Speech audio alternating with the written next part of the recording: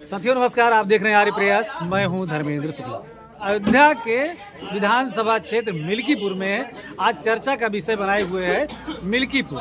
क्या होगा, यहाँ उपचुनाव होना है, तो हम यहाँ पर जानना चाहते हैं। इस गर्माहट के बीच में ये चाय की दुकान है और ये धर्मगंज के पास लक्ष्मीगंज मार्केट है। क्या नाम भैया आपका? मेरा नाम अंकित जी, आपका स्वागत करते हैं। आप युवा हैं और युवा जिस ओर जाता है आंधी की तरह जाता है, जमाना उससे उधर ही चला जाता है। क्या ख्याल है इस बार चुनाव में? ध्यान जो है वो बीजेपी का ही, हमारे यहाँ से बीजेपी ही निकलेगी। मतलब आपके यहाँ से और यहाँ से? हाँ बिल्कुल, बीजेपी को यहाँ से निकलना ही होगा। अच्छा, बहुत से लोग कहते हैं अगली बार सफाया हो जाएगा, मिश्र को जीतने नहीं देंगे, क्योंकि अजीत जी जिसके बेटे हैं वो सांसद हैं, यहाँ के राजा भी हैं, वो कहते हैं। वो कहते हैं तो ठीक है, लेकिन हमारे लिए तो नहीं। वो एक सांसद हैं, ठीक है, वो फैजाबाद से सांसद हैं, अयोध्या से नहीं। बड़ी बात कही आपने, फैजाबाद से सांसद है। आप इस चीज को नोटिस करिए, वो फैजाबाद से सांसद हैं। यानी फैजाबाद से जीते हैं, अयोध्या से नहीं? नहीं, अयोध्या से नहीं जीते हैं।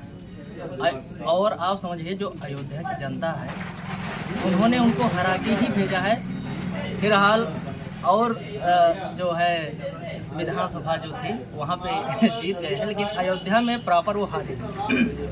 बड़ा संदेश आपने दिया। अयोध्या से अवधेश प्रसाद हारी थी, इस बार यहाँ से बेटे यहाँ किसी को भी हाँ, जितना पाए रहे उतना वोट पाए यहाँ।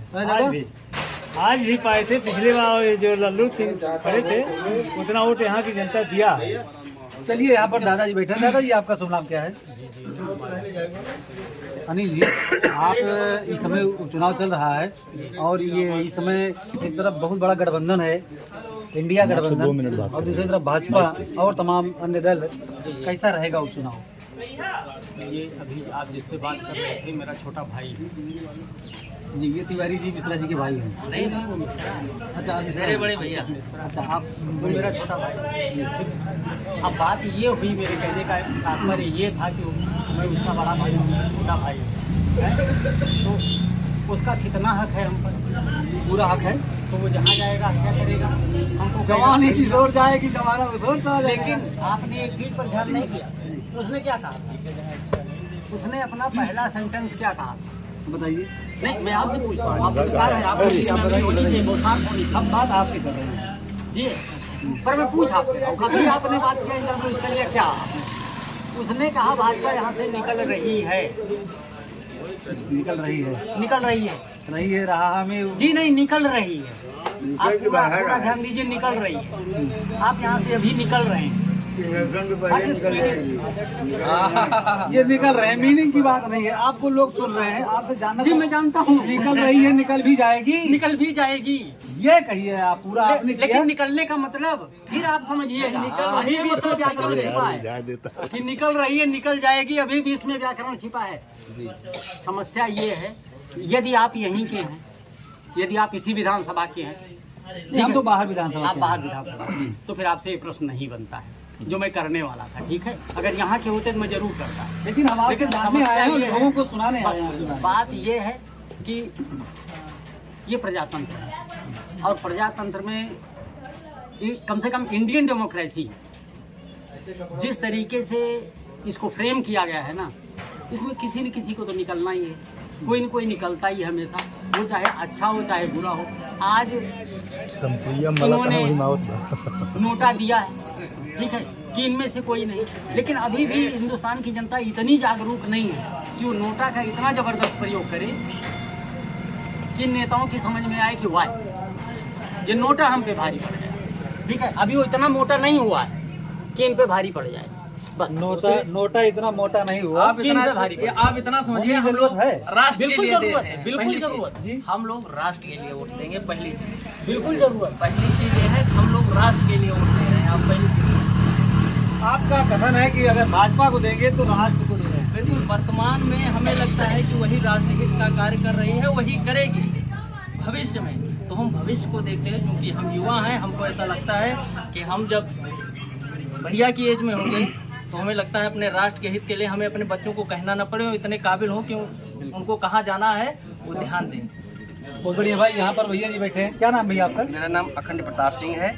सबसे पहले मैं ये कहना चाहूँगा, जो ये मिल्कीपुर हॉट सीट बनी हुई है, ना संघर्षे ना मुश्किलें तो क्या मजा है जीने में, ना संघर्षे ना मुश्किलें तो क्या मजा है जीने में, आंधी तूफान भी थम जाए जब लक्ष्य बना हो सीने में।